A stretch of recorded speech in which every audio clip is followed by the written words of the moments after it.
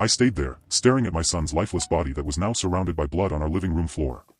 I wept silently, my mind racing a million miles a minute, circling the same, how are we going to get out of this, thought. As I knelt over my son, letting my tears fall to his chest as I begged for his forgiveness, I could hear my wife, snoring, in our bedroom. This broke something within me. I stopped crying. I stopped feeling. I stopped being sorry for myself.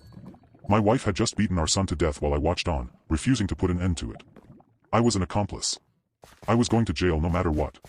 But justice would not be even in this case. My actions compared to my wife's were absolutely minimal. But I guess that's where the problem arises.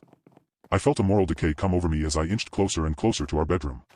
I found my wife in a pool of her own urine, blackout drunk on the bed that I paid for. I'm sure you can see where this is going, but I guess I should explain what happened. See, I couldn't find it within myself to bludgeon my wife, nor could I find it within myself to let her walk away from this. I'm uncomfortable with confrontation, and I hate blood. Why do you think I froze when everything was unraveling?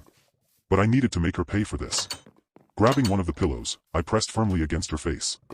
Once I started, I felt the anger in me rise to a boil, and before I could even realize, I was holding the pillow against my wife's face with all the force I could muster while she kicked and flailed like a dying animal. That's what she was. A dying animal.